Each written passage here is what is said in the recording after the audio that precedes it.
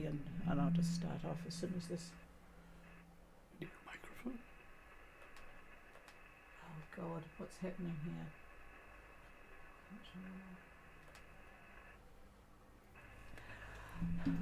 A very good evening, everybody. I'm talking to those on streaming first. This is Patricia and David, Gulf Harbour Radio, and it's the 11th of October.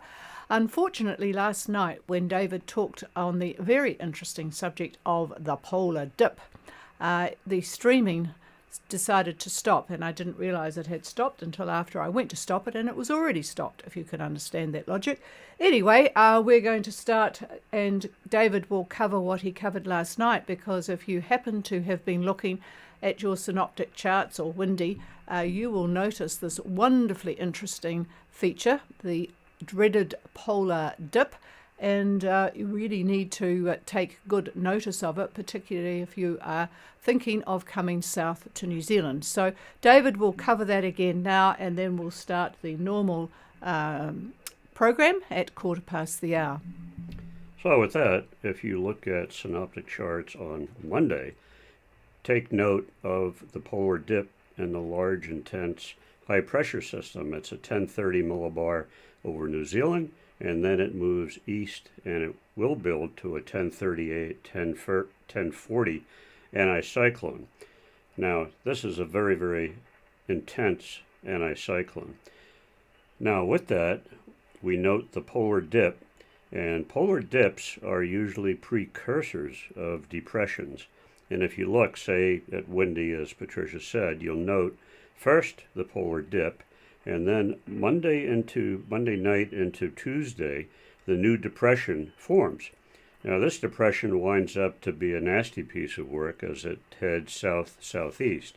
You may think this might be okay, but hold on, because look at late Wednesday. A second polar dip forms just south-southeast of Anisham. That's the furthest south of the Vanuatu chain.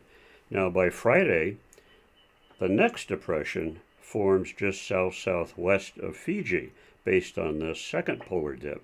By Saturday, it really wraps up to a 995 subtropical depression, and by Sunday, it may be north-northeast of East Cape at roughly 987 millibar. So the rough is going to encourage depression formation and also maintain it. So to be safe, I think this week's potential passage that some of you were talking about is out the window, pardon the pun. Next week could be a different story. We could look maybe at Monday the 17th, and that is pretty much the story that we've got for you tonight. And it is now 5:15 UTC, and good evening to those joining us on the radio. We tonight started early. This is Patricia and David, Gulf Harbour Radio, on the 11th of October.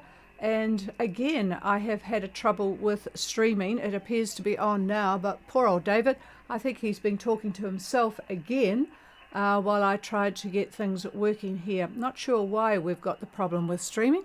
Anyway, a very good evening to you all. It has been an absolutely delightful day here because we have got the anticyclone, which of course is causing the rest of you up north and in between here and Fiji the problems with that lovely big anticyclone. And so often it happens that a polar dip forms on the top side of it. We've talked about this before, the old finger in the isobars that then causes the wind direction to swoop around and eventually form a low. You should see the winds in the middle, just 45 knots. Actually, they were higher this morning, 55 knots. But boy, dreadful swells will be out there if that is in reality what is going on. Needless to say, I cannot see anybody on the AIS who has left Fiji for New Zealand. They would be very unwise to have done so. We're surprised a bit that no one left New Caledonia for Australia, because it's not so bad going in that direction, although it might be a little bit rough in the water, but that direction was pretty good. Anyway, the day we've had today has actually turned quite cloudy now, but we had 19 degrees pretty early this morning. and it's a northerly wind, 10 knots from the north, 1024.3 dropping, so that will improve life in the tropics quite well, I would imagine. 90% cloud cover now, as I mentioned, so there you go. So this will be a quick one tonight, but I think we'll start with David giving a bit of a description on what is going on in the Southwest Pacific, so I'm passing the microphone. Well, to begin with, it's unfortunate that the streaming didn't work because we went into quite a bit of detail on polar dips and what happens. Well, the first polar dip has spawned a subtropical cyclone. Actually, it was originally a tropical cyclone, but once it gets below about 20 degrees or so, it becomes subtropical. Anyway, it's now located, it's about a 1004 millibar low, destined to move just a little bit to the south-southeast. It's located at about roughly, I would say about 26, 27 south. No, sorry, that is, I'm moving too fast. It's located, right now, it's located at about, I would say, about 22 south, roughly 22 south, and just east of the dateline, we'll call it about 175 west. It's at 999, but it will track to the south-southeast. Now, what's going to happen is a second polar dip shows up, and that is going to take place, probably, what day is today? This is the 11th. So by the 13th or so, it's going to form, we originally thought it was going to form just south of Anisham, but the dip itself is between the Vanuatu chain and Fiji. So if you were looking at Windy, you would see it right up in there. You'd see the isobars diving to the south, then cutting around and then coming back up to the north to hit Santo, if you will. Now what happens is the wind on the east side of that accelerates as it starts to turn, and then as it makes its corner and starts to head north, it slows down. And with the help of upper level winds and whatnot, the convective activity that takes place, actually it's convergence to be technical, the upper winds encourage it to continue, and then it makes a circle and we have a low, and that's exactly what happens. And that's going to wrap up and be quite nasty as well. In fact, that one will be by probably, I would say late Thursday. It's going to be just south of Vidi Levu, and it'll be about 1,007. But it's going to generate a lot of wave activity and so forth. So you don't want to be messed up with that. And those of you that did want to go west toward Australia, this is not quite the time to do it because you have to wait until this one starts to move out, and then the next high that comes in will give you some relatively decent winds where you might be able to make that trip. Hang on. So looking at the overall picture in the Southwest Pacific, we talked about the low that's formed, and it's sending up a fairly active trough with a lot of lightning in it. It goes right over Tonga. It's the best way to describe it, and it goes on to go over Wallis and Futuna, and then there's another little trough spin-off from it that's just barely to the north of Vanuatu. Cloud is probably brushing that part of Fiji. Anyway, it arcs around, and the trough then strikes, I would guess, about midway on the Vanuatu chain. Then there's another trough that goes through the eastern bits of New Caledonia. It's going to move east a bit, so it'll move off probably by tomorrow. But there's a lot of lightning in this as well. And it goes on to, it goes on to the Coral Sea from there. Then we have a quasi-stationary front that's just to the west of Norfolk Island, east of Brisbane, and it runs toward New Zealand with a lot of cloud and rain activity and whatnot. So that's the story as far as the general picture goes on weather in the Southwest Pacific. So with that, I'll pass it back over to the chief. And if you have any questions, please call on the radio.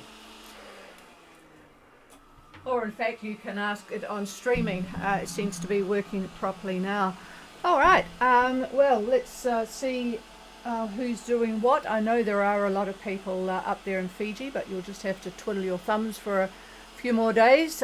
Is there anybody wanting to say hello? Please call now.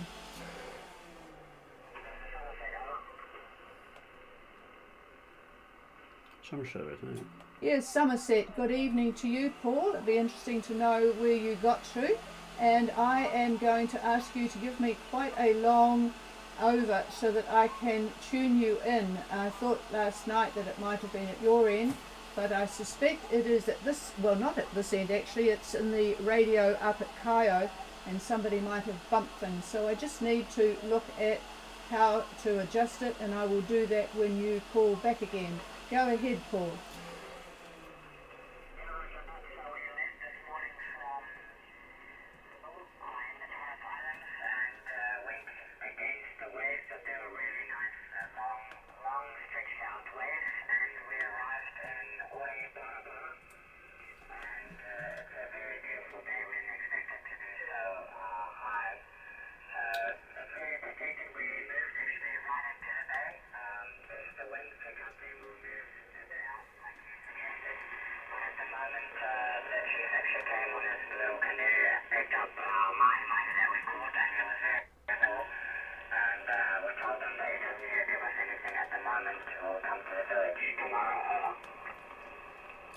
Roger that. Well, if there's any mahi-mahi left over, I'm sure that will go quite well too.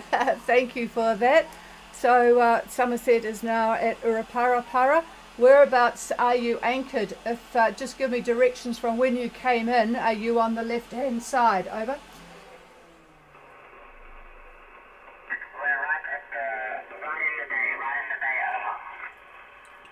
Okay, so you're sort of central, right in the bay.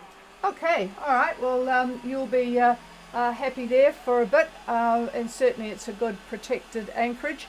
So I will just take this opportunity to wish you well for the week, and I will be heading south tonight, 5 minutes after we finish up here, in fact, because as you folk know, you cannot go south in Auckland first thing in the morning. I need to get through Auckland tonight, and I'm staying with a cousin, and then we'll head off to Wellington tomorrow. So Gulf Harbour Radio will not be on air until next Monday, but David will be here to answer any questions at ghradio at extra.co.nz. So enjoy your mahi-mahi, Paul. Over.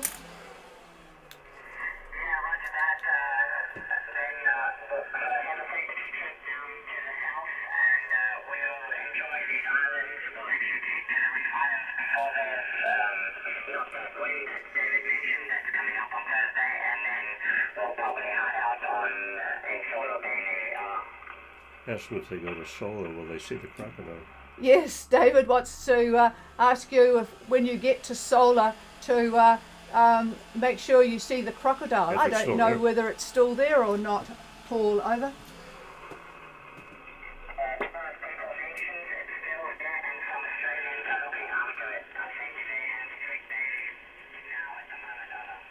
Ah, okay. Oh, well.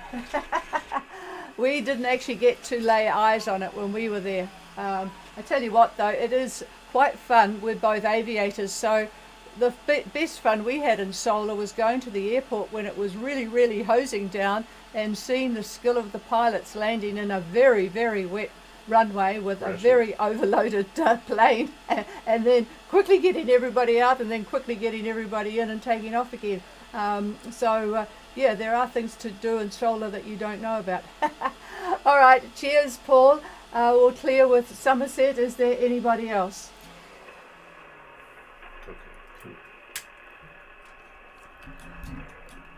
Nothing heard, so I am going to close down and be back again the following Monday. Have a good week, everybody. I'm sure I will. I'm going to a school reunion. Cheers all. I couldn't get the damned frequency changed.